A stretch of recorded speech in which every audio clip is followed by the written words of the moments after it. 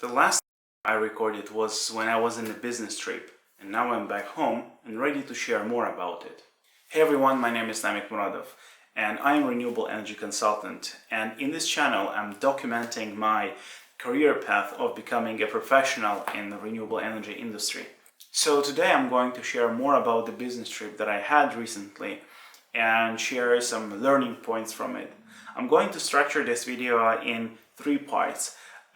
Before, things that you need to do before the business trip, during business trip, and after business trip. So let's start with part 1, before business trip. Of course, the main thing is to prepare for the things that you're supposed to do there and prepare from all aspects, from the perspective of buying your tickets, booking your hotel rooms, and also checking all the materials. And I'm going to share the things that I have learned, what I need to consider when I prepare to the business trip. So the first and foremost, what I did before going to my first business trip is to ask my managers, the project managers, about their expectations. I wanted to deliver exactly what they want me to deliver. So before it, I just called them, we had a Zoom call, and we talked about what do I need to do during the business trip and what are their expectations. I don't think that it will be necessary to do all the time, but since it was my first one, it was a good idea to just clarify it in advance. The second one, and I do consider it as the most important point in the preparation phase, is to do your homework related to the work that you're supposed to do. So in my case, the project that I am working on is related to rooftop solar PV installations and capacity buildings. So what I did is I tried to find first typical or similar projects like this that has been conducted in other countries. Rooftop solar or solar industry is still young, but not as young as other industries, and there are definitely many projects that have already been conducted. So you can learn from the experience of other projects. So what you need to do is to download and analyze as much as you can information before it. So these are related to the projects and the reports, but you should not only stop in this case. You should also check guidelines and standards that are related to your industry, that are related to your project. So, as a result of doing my homework, I managed to find several very interesting reports that helped me during the business trip, and of course I found a handbook and guidelines for development of rooftop solar in developing countries, and which was very relevant for my case, and I am actively using it. Of course, when you check the documents, like they are 200, sometimes 300 pages long documents and reports, and the good thing would not just to read everything, because you definitely don't have all the time in the world to read everything. But the good idea would be to just scan and skim everything and do it as much as you can. And of course, write your notes, write the important places that, okay, this was very interesting, I need to consider it later. So write it down somewhere, better centralized place where you can easily find it later. And when later during the business trip or after the business trip during your work, you could easily find what you were referring to. So this is about doing your homework. Of course, you also need to pack your luggage and prepare all the documents. Right now, while I'm recording it, we're still in the pandemic situation, and while traveling, we still need to make PCR tests. So in order not to forget about taking everything that I need to take, collect all the documents that I need to collect, and not to forget everything, I created a checklist related to preparation for the business trip. And I listed all the items, all the documents and everything that I need to take and put to my luggage case. And this really helped me take everything that I'm supposed to take. And it's actually always a good idea to have a checklist and just follow it. Yeah, it's a simple idea, but I do believe that it's quite powerful. So checklists really helped me in the phase of the preparation to this business trip. And a good source to find these guidelines, to find the examples of the project, at least in my industry, in renewable energy industry, is to check them in the websites of development banks such as World Bank, EBRD, ADB, and other developing banks. So they do have many documents that are available in openly, and they're open access, and you can download them and use them, and they're very good. So based on my experience, you can cite sources like this quite confidently without thinking that something is going to be wrong. Another important point that you're supposed to do in your preparation phase is, of course, creating a calendar plan for the trip. In your calendar plan, you need to outline the meetings that you're supposed to conduct, people that you're supposed to meet, and if you need to conduct some workshops, also them. You need to outline the specific days and specific time. It is also necessary to not only create a plan, but also to know the objective or the goal of this business trip. This is something that we will need after the business trip, because we're always supposed to create reports about what we have done, and the objective of the business trip is also something that you must indicate there. And of course, you always have to keep it in your mind when you go there, before you go there, during and during the business trip. So the first phase is about the preparation. We do our best to prepare, and now we're ready for the second part, is the business trip itself. Before I outline the important things to consider during the business trip, I would like to just share my feelings about it and about how it was just during this. For me, it was totally different world. I don't know whether I was fully ready for it, but I tried to prepare as much as I could. Since I talked with the managers and I saw what they expect from me, I kind of felt a little overwhelmed. There were many expectations. There were even something that is called imposter syndrome. This is exactly how I felt. And it was very interesting, but even little scary. But as far as I know, it's okay. It's okay to feel a little scary for the things that you have never experienced. What felt different for me is that I traveled this time not for the sake of entertainment, just general traveling, or for the sake of education. The travel reasons that I traveled before, but it was for work, and I supposed to focus and work and not just enjoy my time in other country. But it was still interesting. It was, again, totally different experience, and I really felt how my brain worked on its maximum capabilities, because there was so much information to absorb, to write down, to analyze, and just many more.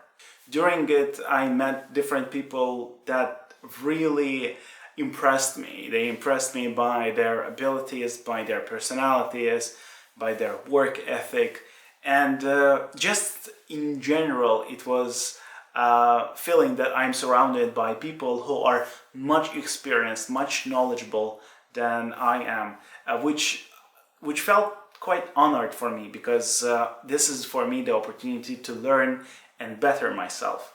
And I'm always eager to learn more and absorb this knowledge and information and experience from other people. During the trip, I supposed to do many things, and I kind of felt that my previous experiences and knowledge helped me to conduct the work that I'm doing right now. Of course, it's kind of logical that the work that you do, the things that you learn will help you to do your work in the future. But at least I personally, rarely felt it directly. I felt it like, okay, there is some indirect cause to my to be able to do my work better. But in the business trip, I kind of felt that there is a direct link between that specific experience that happened several years ago, or that specific project in the past, and the project that I'm doing right now. As an example of this direct link from the past experience to the current work that I'm doing is actually related to the presentation and public speaking skills. I'm supposed to deliver a presentation, to conduct a workshop for the team, and the presentation was related to solar weather stations and the importance of it and the things to consider when you choose it for PV projects. So I kind of felt the direct link of learning how to do the presentations and how to conduct them back when I was in my bachelor's degree, when I was studying at the university. I was in the organization called ISEC, and I was really enjoying doing presentations there, and I learned a lot back there, but I didn't feel that it really helped me in other presentations or other seminars that I prepared later. But it was kind of important and like quite big things. And the feedback that I received later after the presentation was quite positive. And I felt that it was good to do it in advance and be ready for the experiences.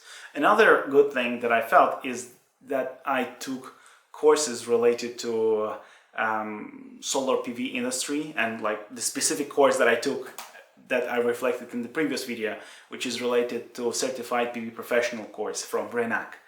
And the materials that I took from that course, I was already able to apply to my work, which is excellent, and I was glad that I took this course already. Like, I haven't finished it yet, but I already gained, I got some positive things from it. In overall, the experience of the business trip was quite positive, even though I definitely had the times when I felt super tired, or I felt that I didn't sleep enough, or yeah, there were some also other stuff that overwhelmed me. But in general, it was a good experience, and I'm looking for typical experiences like this even more, because I was able to learn more in a very short period of time. So what are the learning points from this phase of the business trip? First and foremost is, of course, to collect as much information as possibly can. Probably it is mostly relevant for my business trip, considering the fact that it is my first business trip, and it's the time when I'm supposed to get acquainted with the team members or with the project. So I try to absorb as much as I can, write notes and write them heavily, and consider like all the details and collect all the documents that I can collect. Ask for the contact details with the phone numbers, with email and names and surnames and everything, because later it will be necessary. First is, of course, to be able to contact them and to communicate with the people you met. And second, you need to write it down in the business trip report. You need to indicate people you met and their contact information, as well as the key points during the meetings that you conducted. And the second, which is also important, is to prioritize your rest and don't forget about it, which is very easy considering that you're always surrounded by work and you think that you need to do this, you need to do that, you don't have time for rest. But the thing is that rest is directly connected to the performance that you're going to have in the further days. So I try to prioritize it. There were days that felt that I didn't sleep enough, but most of the time after the work I try to just relax, take shower, and sleep enough hours, like 7 or 8 hours. So I usually go to bed early. This is just the way how I operate. And during the trip, I even try to go even earlier, so I'll be able to wake up even earlier and do the analytical work. So check the notes that I have done before and analyze and think about the further steps that I need to do. So after 12 days, my work trip was over and I came back home. So now we move to the third phase of the trip, which is after the trip and after the business trip. So in this part, the main thing is to check everything that you have done during your trip, and you need to prepare a report. In this report, you need to indicate many things, such as people you met, their contact information, what was the objective of the business trip, and so on and so forth. And of course, there are lists of tasks that you need to deliver, that you agreed during the meetings, and now you need to conduct them. So the first thing I did after I came back home is I tried to collect and combine everything that I have written down, everything that I have analyzed into one place, so I would use it as a base for my final report. So I try to outline everything according to the dates, according to the places, and according to the main key points that we discussed or that we have done during these meetings. So I outlined them, I prepared the first draft of the report, and I've refined it, and I sent it to my project managers. And then the next phase is to make a list of tasks, make a list of things that you promised that you will deliver, and then work on that. So of course the business trip is just a beginning phase, or is just one phase that helps you to do your work productively and do your work proactively. The other thing I did is I collected all the tasks, all the things that I promised to deliver into one place, into one list, and just started working on it. I tried to use the impulse that I received during the business trip and continue with it, because it is easier to maintain your productivity and continue doing the work rather than stopping and then starting from zero. At least this is how I feel personally. And that's all. That's the main thing that I wanted to share during this video. Of course, I know that this is more general stuff. There were not specific project-related lessons or points, but I think this is something for the other video maybe. But the main thing that I wanted to say in here is that I really enjoyed it. I really enjoyed my business trip.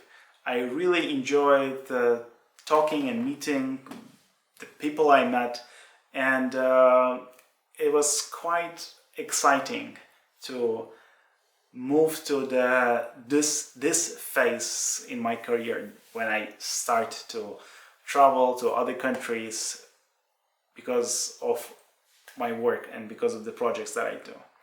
It's interesting. I'm eager to do more of it and learn more and contribute what I can contribute. Thank you for watching this video. I hope you liked it. If you liked it, you can like, share, subscribe, or other YouTube things. I plan to do more videos about the courses that I take and about the daily work that I perform, and maybe even some vlogs from my work. So let's see. But for now, again, thank you for watching and stay safe.